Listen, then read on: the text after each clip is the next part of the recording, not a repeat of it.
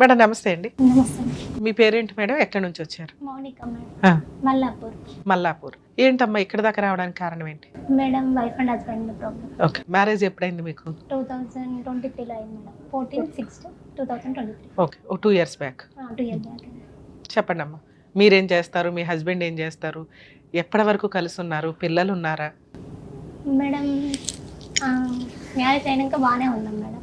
మా హస్బెండ్ వ్యవసాయం చేస్తారు, కౌలు బట్టి చేస్తారు. అయితే ఇటు బాగానే ఉన్నాము. ఒక 1-2 months అట్లా మంచిగానే ఉండే. ఒక అమ్మాయి సంధ్య అనే అమ్మాయి మా హస్బెండ్కు పరిచయం ఉందంట మేడం.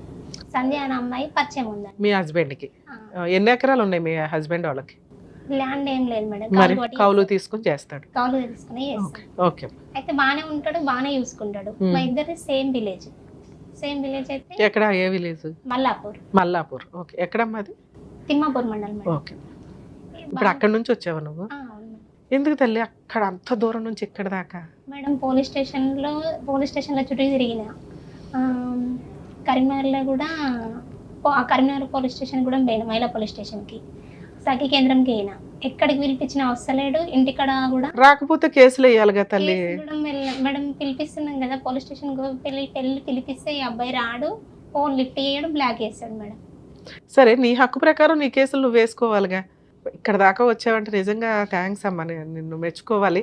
కాకపోతే కొంచెం కష్టంగా అనిపిస్తాయి అండి ఇట్లాంటివి. ఎందుకంటే వీడియోలు చూసి కూడా మీకు కొంత అవగాహన వస్తూ ఉంటుంది. ఏ కేసులు వేసుకోవాలా వద్దా, ఎందుకు వేసుకోవాలి. లీగాలిటీలో 100% మీకున్న ఆప్షన్స్. ప్రతి కేసులోనూ మీకు ఒక ప్రతి ఎపిసోడ్లో మీకు ఒక కొత్త పాయింట్ తెలుస్తూనే ఉంటుంది.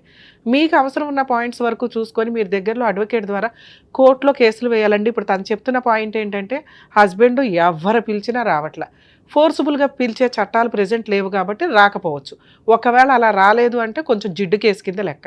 ఫ్రీ, ఇప్పుడు సఖీ కేంద్రంకి వెళ్ళారంటే మీకు ఫ్రీ అడ్వకేట్ని ఇస్తారు. వేసి పడేయాలి, కేసులు వేసి ఉంచి నీ పని ఏంటని నువ్వు చూసుకుంటుంటే జరగాల్సిన టైంకి రావాల్సిన ఫ్రూట్ వస్తుంది. ఎందుకంటే నీ మీద ఏదైనా ఒక కేసు ఫైల్ చేస్తే నువ్వు ప్రశాంతంగా ఉండగలవా? ఉండలేవు. అతను కూడా అంతే. కానీ స్టార్టింగ్లో ఎలా మాట్లాడతారంటే ఏం చేసుకుంటారో చేసుకునివ్వండి, నన్ను ఎవరు ఏం చేయలేరు, నేను వెళ్ళాలంటే ఏమీ చేయలేదు.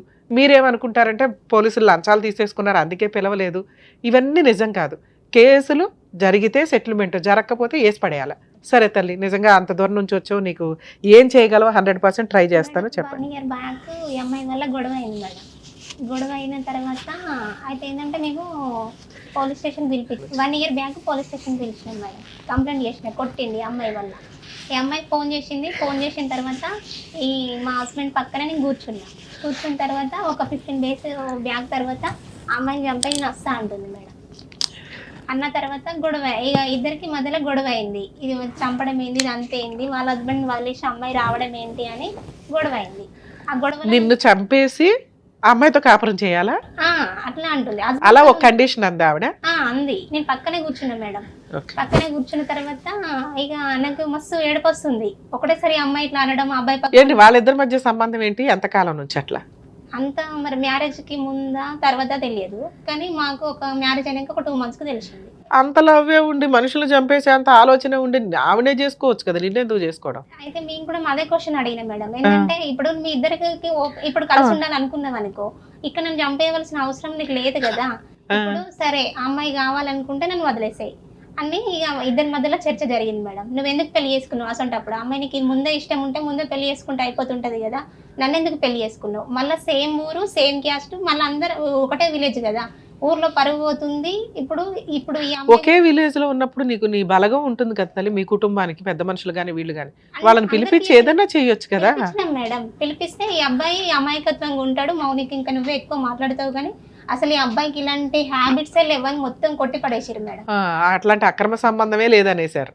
అసలు లేనే లేదు. నీ దగ్గర ఉన్న ఎవిడెన్స్ ఏంటి? ఫోటో, ఆమె ఫోటో పెట్టుకోవడము ఇన్స్టాగ్రామ్ లో. మాకేమైనా చూపించగలవా? ఫోన్ మొత్తం పగలగొట్టేసిండు మేడం. ఇదంతా ఎప్పుడు తెలిసింది నీకు? ఆ అమ్మాయిని చంపేసి నా దగ్గరకు వచ్చే అనింది, నా పక్కనే ఉండగా అన్నావు చూసావా, అది ఎప్పుడు తెలిసింది? ఒక అంటే మామూలుగా వీళ్ళకు రిలేషన్ కంటిన్యూ అవుతుందని చిన్న ఇష్యూ అవుతుంది. ఆమె ఫోన్ చేసినప్పుడల్లా మాకు ఇష్యూ అవుతుంది. కానీ ఒక 11 months మ్యారేజ్ అయినాక 11 months అట్లా తర్వాత అయింది మేడం. 11 months తర్వాత అయిన తర్వాత ఈ గొడవలు బాగా అవుతున్నాయి. ఇట్లా నన్ను మాట్లాడుకోవచ్చు అని పెద్ద మనుషులన్నా ఇట్లా అందరు ఎప్పుడు తింటాడు కావచ్చు అంటే లేదమ్మా, అసలు ఆ రాకేష్కి ఇలాంటి హ్యాబిట్సే లేదు, నువ్వు అంతా ఉత్తగా అబద్ధం చెప్పేస్తున్నావు అని మొత్తం అందరూ ఒకరంటే ఒకరు కాదు మేడం, అందరికీ మనిషి చెప్పినా కూడా ఇదే లైట్గా తీసేసారు. ఈ అమ్మాయి వచ్చి ఇప్పుడు ఇంట్లోకి వచ్చినాక అంటున్నారు అమ్మాయి చెప్పింది నిజం ఇప్పుడు అంటున్నారు. ఏది నువ్వు విడిపోయిన తర్వాత? విడిపోయిన తర్వాత. ఎంతకాలం అయిందమ్మా మీరు విడిపోయి? విడిపోవడం అంటే దూరంగా వచ్చి 1 year బ్యాక్ గొడవ అయింది మేడం. గొడవ అయిన తర్వాత వీళ్ళ మామయ్య, వాళ్ళ అన్నయ్య, వాళ్ళ ఎవరు ఇంకా బామ్మరిది వీళ్ళందరూ కలిసి నువ్వు నోటరీ ద్వారా విడాకులు ఇచ్చేసి వెళ్ళిపో అంటున్నారు మేడం. అంటే మీ ఊర్లో నోటరీ విడాకులు చెల్లుతాయా? అట్లా రాసేసుకోవచ్చు ఎవరు పడితే వాళ్ళు? ఏమో మేడం. ఇప్పుడు అలాగే నువ్వు 1 year కాపురం చేశారు కదా, తర్వాత 1 year ఎలా వచ్చారు ఇంట్లో నుంచి? ఆ రోజు ఏం జరిగింది లాస్ట్ రోజు? లేదు మేడం, తర్వాత పోలీస్ స్టేషన్ పిలిపించిన తర్వాత వాళ్ళ మామయ్య వాళ్ళ బామ్మర్ది వాళ్ళు ఉంటారు ఉండి నాకు ఫోన్ చేసి బరాబరు వస్తుంది. మా అత్తమ్మకి చెప్పిన ఫస్ట్ ఇట్లా అమ్మాయి ఊక ఫోన్ చేస్తుంది, అది ఇది ఇట్లా అవుతుంది. ఇప్పుడు అలా అన్నట్టు మీ ఆయన చాలా అమాయకుడా? వాళ్ళు అన్నట్టు అమ్మంటే వాళ్ళకు ఊరు మొత్తం అమాయకుడే మేడం. నీకు ఒక్కదానికే వెళ్ళను? నా ఒక్కదానికే వీళ్ళను. ఎందుకు అట్లా? కొట్టాడు ఎప్పుడైనా? మస్తు కొట్టిండు మేడం. తాగొచ్చాడా? తాగి రావడం కాదు, ఈ అమ్మాయి కోసమే అంతే. అన్ని విషయాలు మస్తు కొడితే ఆటోమేటిక్ గా నువ్వు పక్కింటి వాళ్ళకి ఎదురింటి వాళ్ళకి వీళ్ళందరికీ తెలుస్తాయి కదా. నిన్ను ఫస్ట్ లో సపోర్ట్ చేయకపోవడానికి కారణం ఏంటి నీకు? ఫస్ట్ మేడం ఫస్ట్ లో ఈ అమ్మాయి అబద్ధం చెప్తుంది, అతను మంచోడు అమాయకుడు అని అన్నారు కదా, అలా అనటానికి రీజన్ ఏంటి? అమాయకత్వం చూసేనా? వేరే వాళ్ళతో మాట్లాడాడు, బయటికి వెళ్ళాడు, తన పని తను చేసుకుని వెళ్ళిపోతాడు, తను చేసుకుంటాడు. మళ్ళీ ఒకరితోని కూడా అసలు అది నోరు తెరిచి మాట్లాడు. సో దానివల్ల అతను స్మూత్ అమాయకుడు మంచోడు అనే ముద్ర అయితే సొసైటీలో పడింది. ఓకే, అందరూ కూడా అట్లనే అనుకున్నారు. ఇక అనుకున్న తర్వాత నేను ఫోటోతో సహా ప్రూఫ్స్ చూపించినా కూడా ఎవరు నమ్మలేదు మేడం. చూపించినా నమ్మలేదు. సరే, పోలీస్ స్టేషన్ లో సఖీ కేంద్రంలో ఇన్ని చోట్ల కేసులు వేశారు, ఇవన్నీ 1 year లోనే? లేదు మేడం, ఇప్పుడు ఈ 1 year అయిపోయిన తర్వాత మళ్ళీ మేము నోటరీ ద్వారా మనం విడిపోదాం, బరాబరా అమ్మాయి వస్తుంది ఏంది అది ఇది అని వాళ్ళ అది మా అత్తమ్మ వాళ్ళ అన్నయ్య ఇట్లా ఈ అబ్బాయికి సపోర్ట్ చేసారు ఎక్కువ. చేసిన తర్వాత ఈ అమ్మాయి ఏంటంటే వాళ్ళ చుట్టాల అమ్మాయి, మా ఆయన ఆధార్ కార్డు పెట్టి 2 నోట్లు తీసుకొచ్చిండు, ఆయన మొత్తం కొట్టించుకొచ్చిండు. కొట్టి ఇప్పుడు సంతకం పెట్టి అంటే వెళ్ళిపోదాం అంటున్నాడు మేడం. సంతకాలు పెట్టావా దాని మీద? ప్రెజర్ చేస్తే సంతకం పెట్టేస్తావా? మీ అమ్మ మీ నాన్న పెద్ద మనుషులు ఎవరు లేరా? అమ్మ వచ్చింది. ఎందుకు పెట్టారు సంతకం? విడాకుల కోసం? డబ్బులు ఏమైనా ఇచ్చాడా? మరి సెటిల్మెంట్ ఏమి అవ్వకుండా ఎట్లా తల్లి? మీకు పెళ్లి ఖర్చులు అయ్యి ఉంటాయి, కట్నం ఏదో ఇచ్చుంటావు, కాపురం చేసావు, నీ జీవితం నాశనం చేశాడు, ఇన్ని ఉన్నాయి కదా, ఫ్రీగా సంతకాలు ఎందుకు పెట్టావు? లేదు మేడం, ఏమనంటే వాళ్ళ మామయ్య ఇట్లా అన్నయ్య ఇట్లా అటు పనిపోతాడు కదా, మా అమ్మకి హెల్త్ మంచిగా లేదు, అన్నయ్య నేనేగా మేమిద్దరమైనా. అవునానా? వచ్చేయాలి ఇంట్లో నుంచి. అతనెవరు సంతకాలు అడగడానికి, నువ్వెవరు సంతకాలు పెట్టేయడానికి? వన్స్ సంతకాలు పెట్టినాక నీకు ఏ పవర్స్ ఉండవు, కోర్టులో డైవర్స్ తీసుకోవడమే. నువ్వు ఏ కేసులు వేసినా అవి పనికిమాల కేసుల కిందే లెక్క. ఆల్రెడీ సంతకాలు పెట్టేసి విడాకులకు ఓకే అనేసి మళ్ళీ హెరాస్మెంట్ చేస్తుందంటే డబ్బు కోసం అని అంటారు. నువ్వు అమౌంట్ కోసం స్టార్టింగే అబ్జెక్షన్ పెట్టాలి. ఫస్ట్ సంతకాలు పెట్టేసి మరి ఆ పేపర్లు చెల్లవు కదంటారు, లీగాలిటీ వేరు, కానీ మోరల్ వాల్యూ డ్యామేజ్ అవుతుందిగా. భయపడిపోయాను సంతకాలు పెట్టానంటే ఇప్పుడు ఏ ధైర్యం ఉంది? 1 year నుంచి ఏ ధైర్యంతో అన్ని కోర్టులు అన్ని పోలీస్ స్టేషన్లు తిరుగుతున్నావు? అదేదో ఆరేజా తిరిగితే బాగుండేది కదా. 1 year తర్వాత కాదు మేడం, అప్పుడే పోలీస్ స్టేషన్కి వెళ్ళినాం. మళ్ళీ సంతకాలు పెట్టినాక వెళ్ళావు, పెట్టకుండానే వెళ్ళొచ్చుగా. పెద్ద పోలీస్ స్టేషన్ పంచాయతీ అయింది. ఇది కాయిదాలు మొత్తం అయిపోయినాక వెంటనే సార్ దగ్గరికి పోయినాం, ఎస్ఐ సార్ దగ్గరికి. సార్ దగ్గరికి పోయినాక మీ ఇష్టం వచ్చినట్టు రాసుకోవడానికి నోటీలు రాయడానికి ఇదేమన్నా అదనుకుంటున్నారా? మీరే లాయర్లు అది ఇది అయిపోయారా? లీగల్ గా చెల్లెది మౌనిక, ఉత్తగా మీరు ఎందుకురా ఇట్లా అది తెలివి లేని పనులు చేసుకొని సంతకాలు అది ఇది అంటే అసలు నీకు ఏ న్యాయం చేసిండని అది చేస్తున్నావు. రాకేష్ ఇట్లనే అని ఇద్దరికి భయం చెప్పాడు మేడం. మీరు కలిసి ఉండక చిన్న బొమ్మల పెళ్లి ఆట లెక్క ఏంది గొడవలు, సపరేట్గా కలిసి ఉండక అని ఇంకా అమ్మాయి కోసం ఏంటిదమ్మా అంటే ఇట్లా అయింది సార్, అమ్మాయిని పిలిపిస్తే కదా సార్ మా ప్రాబ్లం క్లియర్ అయ్యేది, మాకు ఏ ప్రాబ్లం లేదు సార్, ఓన్లీ అమ్మాయితోనే ఉంది ప్రాబ్లం సార్, అంతకు మించి నన్ను అంతా బాగానే చూసుకుంటాను సార్ అని నేను అన్నాక రాకేష్ ఉత్తగా వాళ్ళ దానికోసం వేరే అమ్మాయికి పెళ్ళి అయింది, నువ్వు ఇప్పుడు అమ్మాయిని డిస్టర్బ్ చేసినా వాళ్ళ ఫ్యామిలీ మొత్తం డిస్టర్బ్ అవుతుంది, ఇక్కడ మీరిద్దరు డిస్టర్బ్ అవుతారు, వద్దు నాన్న సపరేట్ కానీ ఆయనతో కాంప్రమైజ్ చేసి పంపించింది సార్ మేడం. ఒక వన్ వీక్ రాక ఇక ఇద్దరు ఒకరికొకరికి మాట్లాడుకోలే, సైలెంట్ గానే ఊరుకున్నాం. ఒక 1 week తర్వాత ఫుల్ నాకు ఇక బాగా డిస్టర్బెన్స్ అయింది, ఏడవడం అది ఇది బాగా అయిన తర్వాత ఒక 1 week తర్వాత సరే నా పని నేను చేసుకుంటా, ఈయన కూడా సైలెంట్ కూకున్నాడు కానీ సైలెంట్. ఓకే, లాస్ట్ గా ఎప్పుడు విడిపోయారు తల్లి మీరు? ఇంట్లో నుంచి ఎప్పుడు వచ్చేసావు? 1 year back madam. 1 year back. ఈ 1 year నుంచి ఏం చేసావు? ఏం లేదు. ఎవరితో ఉంటున్నావు, ఎక్కడ ఉంటున్నావు, ఎలా బతుకుతున్నావు? ఇద్దరిది ఒకే ఊరు కాబట్టి ఈయన మళ్ళీ నాకు కాల్ చేసిండు మేడం. ఒక 1 వీక్ తర్వాత నేను హైదరాబాద్ వచ్చేస్తే ఏదైనా పని చేసుకుంటాను కదా, మరీ ఖాళీగా ఉంటే ఇబ్బంది అవుతుంది అన్న తర్వాత మళ్ళీ కాల్ చేసిండు మేడం. రిటర్న్ కాల్ చేసి మనం విడిపోవడం ఎందుకు, ఆ అమ్మాయి అత్తమ్మ వాళ్ళ ఇంటికాడ వాళ్ళ అత్తగారి ఇంటికాడ ఉన్నది, ఇప్పుడు మన ఇద్దరు గొడవల వల్ల ఇప్పుడు మళ్ళీ వాళ్ళ ఫ్యామిలీ డిస్టర్బెన్స్ అవుతుంది, వద్దు అని చెప్పింది మేడం. ఏం చెప్తున్నావు తల్లి? అమ్మాయి వాళ్ళ అత్తగారి ఇంట్లో ఉందా? వాళ్ళ అత్తగారి అంటే ఆ అమ్మాయికి పెళ్ళయింది, అమ్మాయి అయినా నిన్ను చంపేసి వస్తే చేసుకుంటుందా? మరి అలా ఆయన కూడా చంపేస్తారా?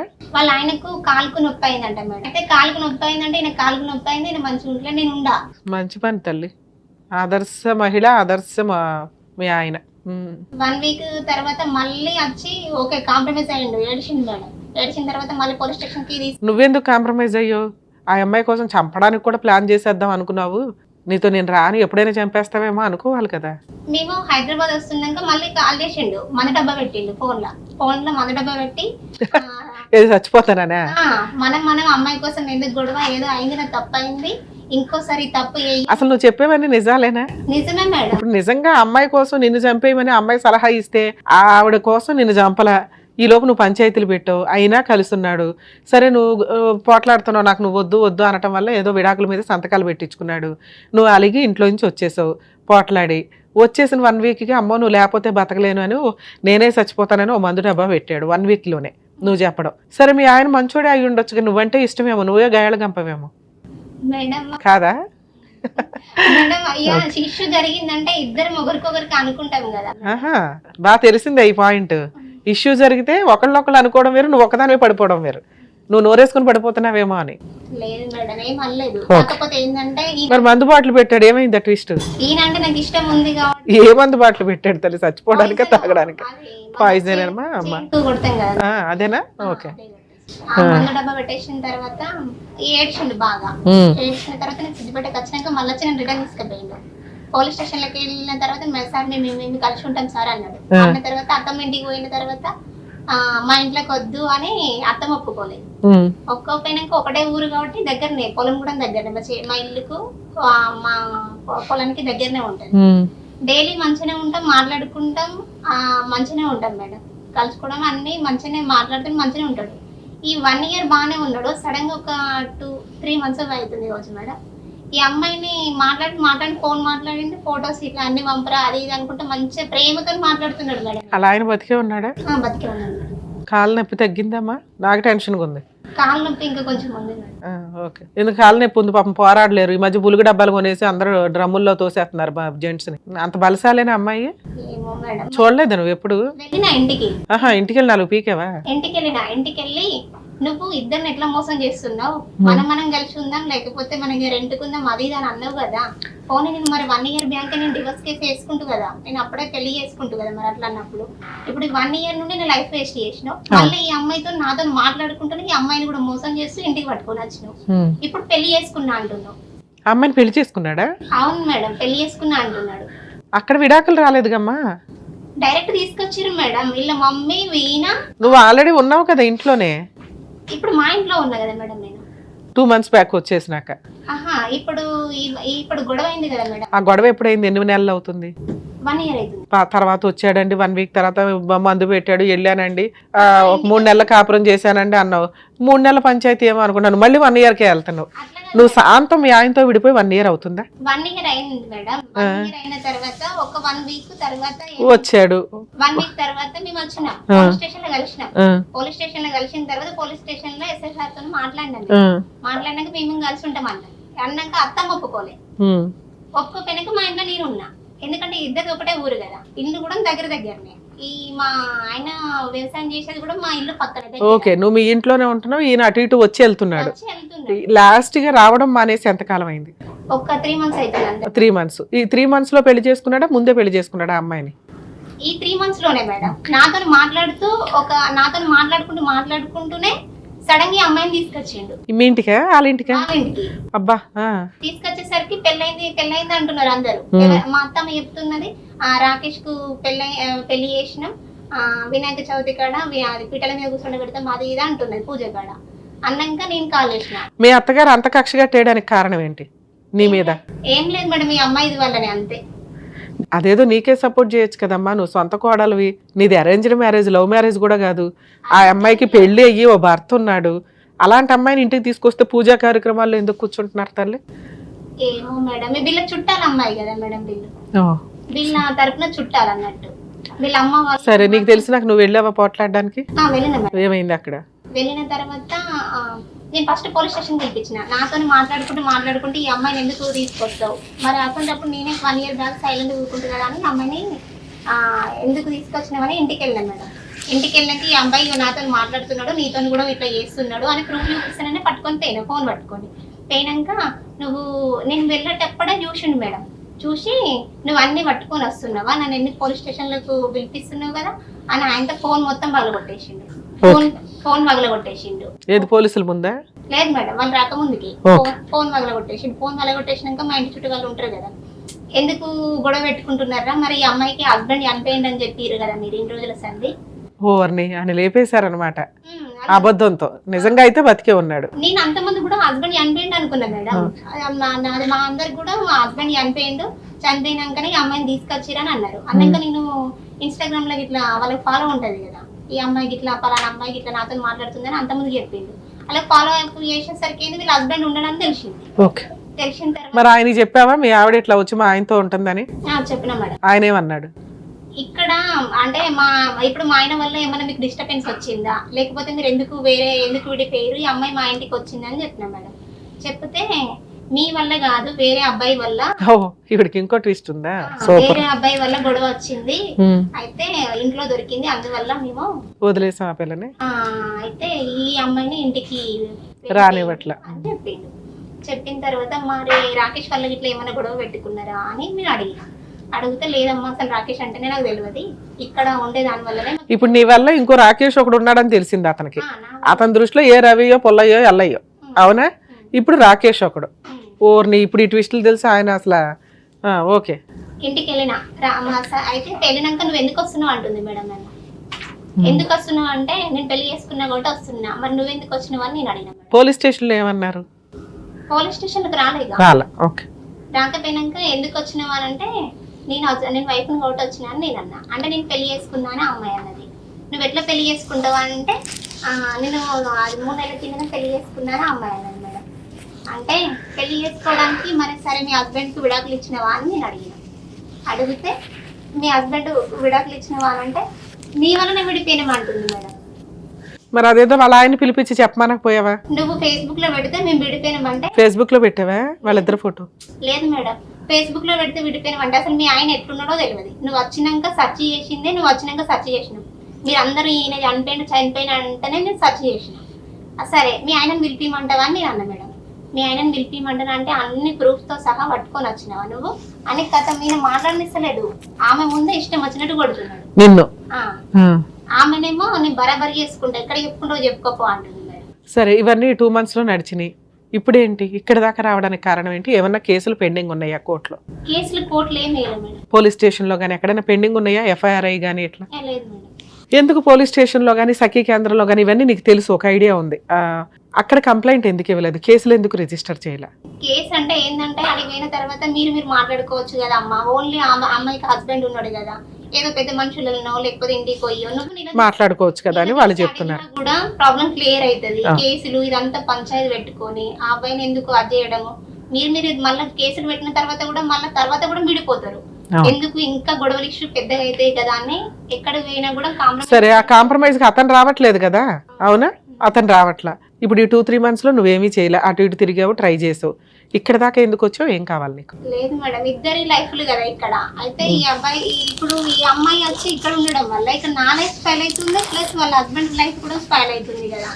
వీళ్ళకి ఏమైనా అర్థమయ్యేటట్టు చెప్తారా అని. ఇద్దరికి అర్థమయ్యేటట్టు చెప్పడం కంటే నీవు ఒకదానికి అర్థమయ్యేటట్టు చెప్పడం బెటర్గా కదా. ఎందుకంటే వాళ్ళకి క్యారెక్టరే లేదు. నీ వల్ల విడిపోయారనేది అబద్ధం. ఓకే, నీ వల్ల గయ్యాళితనం విడిపోయారు. విడిపోవాలని నువ్వు డిసైడ్ అవ్వు. నీ కుటుంబం గురించి మాట్లాడదాం. ఆ అమ్మాయి ఎలాంటిదో నీకు ఒక ఐడియా ఉంది. నువ్వు చెప్పినవి నిజాలైతే మీ ఆయన నీలాంటి ఒక క్యారెక్టర్ ఉన్న అమ్మాయిని వదులుకొని ఆయన గోయ్య ఆయన తవ్వుకున్నట్టు. ఎందుకంటే సొంత భర్తకే దిక్కాణం లేదు అక్కడ. సొంత భర్తకి ఫోన్ చేస్తే పలానా పొల్లయ్య ఉన్నాడు, మీ ఆయన సంగతి నాకు తెలియదమ్మా అన్నాడు. అలాంటిది మీ ఆయన ఒకడు యాడ్ అయ్యాడు. అలాంటి ఒక క్యారెక్టర్ లేని అమ్మాయి మీ ఆయన జీవితంలోకి వచ్చింది. ఇక్కడ తప్పెవరిది? మీ ఆయనది. వేరే అమ్మాయిని అనుకోవడం ఎందుకు? భార్య గయ్యాలి గంప, భార్యని ఎట్లా కంట్రోల్ పెట్టుకోవాలి, ఎట్లా ప్రేమించాలి, ఎట్లా నోరు తగ్గించాలని ఆయన చూసుకోవాలి కదా. ఇప్పుడు నీవే చెప్పగలిగితే అది ఒకటే చెప్తాడు. ఎందుకంటే నువ్వు అన్యాయాన్ని ఎదిరిస్తావు, మాట్లాడతావు, హక్కులు మాట్లాడుతున్నావు, భార్య గురించి ఎట్లా ఉండాలి ఇంట్లో ఏంటి అని. ఇది ఆయనకి పెద్దగా తెలియట్లా. ఇక్కడ ఈ అమ్మాయి ఫస్ట్ నుంచి పరిచయమో ఇంకొకటో, పైగా అమ్మాయి ఎవరిని పడితే వాళ్ళని లవ్ చేసే టైప్లో ఉంది. దానివల్ల అమ్మాయి వచ్చింది. ఇప్పుడు మీరు అయినా నా భర్త కావాలి అని అనుకుంటున్నారా? ఇంత వేరే పెళ్లి చేసేసుకొని ఇలా ఉన్నా కూడా.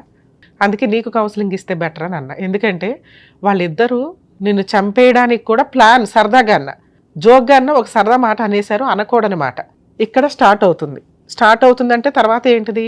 ప్రిపరేషన్ అంటే ఏవోటి అరేంజ్ చేసుకోవడం, ఎలా చంపాలని యూట్యూబుల్లోనే అక్కడ ఎత్తుక్కొని, తర్వాత అటెంప్ట్, సక్సెస్ అయితే క్రైమ్. అర్థమవుతుందా? ఒక క్రైమ్కి 4 స్టేజ్లు: intention, preparation, attempt, crime. Attempt మర్డర్కి కూడా పనిష్మెంట్ ఉంటుంది. ప్రిపరేషన్కి పనిష్మెంట్స్ అనేవి ఉండవు, ఇంటెన్షన్కి అసలు ఉండవు. ప్రిపేర్ చేసినప్పుడు అటెంప్ట్ జరగాలి. నేను ఒక కత్తి తెచ్చి ఇక్కడ పెడితే నిన్ను చంపేసినట్టు కాదుగా. సో అటెంప్టో క్రైమో జరిగితే క్రైమ్ కంప్లీట్ అయినట్టు. అది ఎప్పుడైనా జరగచ్చు. ఎందుకంటే నువ్వు మాట్లాడుతాను, వాళ్ళకి నచ్చట్లా, నిన్ను వదిలించుకోవడం కుదరట్లా. ఏ క్షణానన్నా వాళ్ళిద్దరూ కలిపి నిన్ను ఏదోటి చేస్తారు. నీ ప్రాణం మాకు ఇంపార్టెంట్, సొసైటీకి ఇంపార్టెంట్, అవునా? నువ్వు మారటం ఇంపార్టెంట్. వాళ్ళిద్దరిని పిలిచి కౌన్సిలింగ్ ఇవ్వడం జరిగే పని కాదు. ఎందుకంటే మీ ఆయన రాడు, ఎక్కడికి రాడు. నిజంగా నీతో కలిసి ఉండాలనుకుంటే మళ్ళీ మందుబాటులో ఫోటో పెడతాడు, అయ్యయ్యో రా అని చెప్పి అప్పుడు రమ్య గారి దగ్గరికి తీసుకొని రా. అప్పుడు నేను ఇవ్వాల్సిన విధంగా కౌన్సిలింగ్ ఇచ్చి కవర్ చేయడానికి ఉంది. మరి ఇప్పుడు నేనేం చేయాలి మేడం? నాకు నా భర్త కావాలి. 90% కేసుల్లో కొంచెం విలేజెస్లో కొంత అవగాహన ఉండదు. ఎందుకంటే కోర్టుల దాకా వెళ్ళటం సంవత్సరాల తరబడి పడుతుంది, ఎటువంటి రిలీఫ్ రాదు. వచ్చిన రిలీఫ్ ఇప్పటికిప్పుడు ఉండదు. ఈలోపు అతను వేరే అమ్మాయితోటి కాపురం చేసేస్తున్నాడు, వాళ్ళిద్దరికి పిల్లలు పుడితే మళ్ళీ నా జీవితం రోడ్డు మీదకి వెళ్తుంది అని. నిలబడని కాపురం ఎప్పటికీ నిలబడదు. ఇలాంటి కేసుల్లో, కొన్ని కేసుల్లో పాపం తన ఆలోచన ఇచ్చినట్టుగా కొంతకాలం ఫైటింగ్ చేస్తే రియలైజ్ అయ్యి వెనక్కి రావడానికి అవకాశం ఉంది. కానీ వీళ్ళ కేసుకు కూడా ఆ ఛాన్స్ ఉందండి. ఎందుకంటే ఆ అమ్మాయికి డైవర్స్ అవ్వలేదు, ఇతనికి డైవర్స్ అవ్వలేదు. వీళ్ళు బాండ్ పేపర్ల మీద రాసుకున్నవి, పెద్ద మనుషుల దగ్గర రాసుకున్నవి ఎప్పుడూ కూడా లీగల్ డైవర్స్ కాదు. అది మీరు అండర్స్టాండ్ చేసుకుని వేరే పెళ్ళిళ్ళు చేసేసుకున్నా కూడా ఎప్పుడైనా ఒక పార్ట్నర్ రివర్స్ అయితే మళ్ళీ లీగల్ రైట్స్ అన్నీ ఓపెన్ అవుతాయి. కాబట్టి పెద్ద మనుషుల దగ్గర రాసుకున్న డాక్యుమెంట్ తోటో, లేకపోతే నోటరీ దగ్గర రాసుకున్న డాక్యుమెంట్స్ తోటో కోర్టులో డైవర్స్ కేసు వేసుకుంటేనే లీగల్గా వ్యాలిడ్. సో ఇప్పుడు వీళ్ళకి డైవర్స్ వచ్చినట్టు కాదు. ఇంత అతను అవమానించినా, ఇంత ప్లాన్ చేసినా నాకు భర్తే కావాలండి అని ఈవిడ అంటుంది. మరి కలిపి పంపించడానికి ఎంతవరకు అవకాశం ఉందంటే ప్రజెంట్ కలిపి పంపించడం కుదరదు. ఎందుకంటే అతను ఆవిడ మోజులో ఉన్నాడు, వాళ్ళిద్దరూ హ్యాపీగా సొంత భార్యాభర్తల్లాగా పూజా కార్యక్రమాలు చేస్తున్నారు. అది దగ్గరుండే అత్తగారు, అమ్మో పూజలు చేయకపోతే వీళ్ళకి మళ్ళీ చాలా పుణ్యమో ఇంకొకటో మంచి అలవాట్లో తగ్గిపోతాయి. పూజలు ఎందుకు చేస్తామండి? ఒక సాంప్రదాయంలో ఒక పూజ కానీ, ఒక ప్రేయర్ కానీ, ఒక నమాజ్ కానీ ఎందుకు చేస్తాం? మంచి అలవాట్ల కోసం, మంచి ఆలోచన విధానం కోసం, మంచి ఆరోగ్యం కోసం. ఈ 3 సర్వనాశనం అయిపోతున్నాయి ఈ సందర్భంలో. మనం ఏ సోషల్ మీడియా కానీ ఎక్కడన్నా చూస్తే వ్రతాలు, పూజా కార్యక్రమాలు ఎవరు చేస్తున్నారు, ఎందుకు చేస్తున్నారు, డాగీస్ని పెట్టుకొని కూడా చేస్తున్న సందర్భాలు ఉన్నాయి. ఆ డాగ్ మనిషి కాదంటే డాగేళ్ళు ప్రేయర్ చేయడం, డాగేళ్ళు పూజ చేయడం వేరు, మనం పక్కన పెట్టుకొని చేయడం వేరు. ఒక చెప్పులను పక్కన పెట్టుకోవడము, చెప్పులు కూడా మనకు అవసరమే, కానీ ఆ గుమ్మం బయటే ఉంచుతాం. కొన్ని రకాల సందర్భాల్లో గుళ్ళో కూడా, కొన్ని రకాలు కాదు మామూలుగానే అసలు ఎక్కడికి ఎంటర్టైన్ చేయం. అలాగే కొన్ని పనులు కొంతమంది వ్యక్తులు సాంప్రదాయబద్ధంగా చేయాలి. భక్తి ఎవరికైనా ఉండొచ్చు, మళ్ళీ వాటిని సోషల్ మీడియాలో పెట్టి హైలైట్లు చేసుకుంటూ ఆదర్శ పూజా భక్తుల్లాగా బిల్డప్లు ఇవ్వడం అనేది కొంతవరకు వర్కౌట్ అవ్వదు. అది కొంచెం ఎదురు మనం తప్పు చేసి పాపాన్ని మూటకట్టుకుంటున్నట్లే అవుతుంది. ఇక్కడ వీళ్ళ అత్తగారు చేస్తున్న పని కూడా అదే. సొంత కోడలకి లీగల్గా డైవర్స్ ఇవ్వకుండా, కొడుక్కి బుద్ధి చెప్పకుండా, లేదా ఈ అమ్మాయి గయ్యాల గంప అయితే వదిలించుకున్నాక ఇంకొక అమ్మాయిని తెచ్చుకొని పెళ్లి చేయాలి వాళ్ళ కొడుక్కి. ఏ అమ్మాయిని తెచ్చుకున్నారు? అక్కడ ఒక భర్తని మోసం చేసి వచ్చిన అమ్మాయిని వీళ్ళిద్దరితోటి పూజా కార్యక్రమం చేయిస్తాను అనటం. ఇంత వరస్ట్గా ఉన్నప్పుడు ఆ సరౌండింగ్లో ఉన్న సొసైటీ పెద్దలు కొంత చూసుకుంటూ ఉండాలి. లీగల్గా డైవర్స్ అయినాకే చేయండి అమ్మా, రేపటి రోజున మన పేరు మాట్లాడతారు ఇట్లాంటి వాళ్ళు బయటకు వచ్చి, ఇవన్నీ ఇలా ఊర్లో ఇలా జరుగుతాయి అనుకుంటే పరువు దండగాని కొంచెం రియలైజ్ అవ్వండి. ఇక మీ హస్బెండ్ విషయానికి వస్తే అమ్మ, కొంచెం టైం కావాలి అతను రియలైజ్ అవ్వడానికి. నీ ఓపిక ఉన్నంత వరకు ఫైట్ చేసే రైట్స్ నీకున్నాయి. ఇలాంటి కేసులు కోర్టులో నడిస్తేనే బెటరు. నువ్వు కోర్టు చుట్టూ అతను అమాయకుడు అంటున్నావు, అతను ఆడిస్తున్న వ్యక్తి ఎవరు? ఉంచుకున్న ఆవిడ మీ అత్తగారు. వీళ్ళిద్దరికి బుద్ధి రావాలి అంటే ఇతన్ని నువ్వు కోర్టుల చుట్టూ తిప్పాలి, వీళ్ళిద్దరిని కోర్టుల చుట్టూ తిప్పాలి. మేడం నేను కోర్టులో తిరగలేను, నీకు ఇంపాసిబుల్. ఇప్పుడు రమ్య గారు ఫోన్ చేస్తే ఆయన రాడు, పోలీసులు ఫోన్ చేస్తే రాడు, పర్లా, ప్రాబ్లమే లేదు. వస్తే అతనికి ప్రాబ్లం సాల్వ్ అవుతుంది. ప్రాబ్లం సాల్వ్ చేసుకోవడానికి ఆయనే ఒక అడుగు ముందుకెయినప్పుడు నీకున్న ఆప్షన్ లీగల్గా కేసులు వేసేసి నీ పని నువ్వు చేసుకో, నువ్వు రిలాక్స్ అయిపో. ఏంటి కేసులు?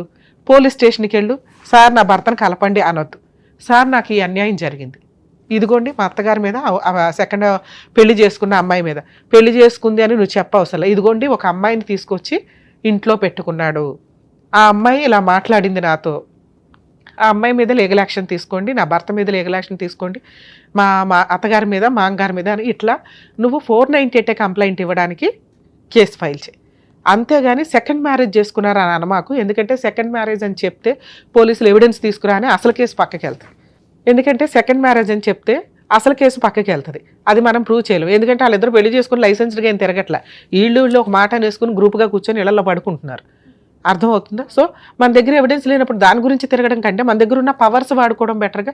498 నీకు జరిగిన మానసిక హింస, శారీరక హింస ఆల్రెడీ రెగ్యులర్గా కొట్టాడని చెప్పావు, అలాగే ఫైనాన్షియల్ హింస కూడా నీకు జరిగినట్లే. ఉన్నంతలో నీకేదో గ్రాండ్గా పెళ్లి చేశారు, ఖర్చులైనవి మీ ఇంట్లో వాళ్ళకు కూడా. సో వీళ్ళ నలుగురి మీద యాక్షన్ తీసుకునే రైట్స్ నీకుంటాయి. తర్వాత సఖీ కేంద్రం నీకు తెలుసు తల్లి, కనీసం సంతోషం. ఎందుకంటే 90% ఉమెన్స్కి సఖీ కేంద్రాలు ఎక్కడ ఉంటాయో కూడా తెలియట్లే.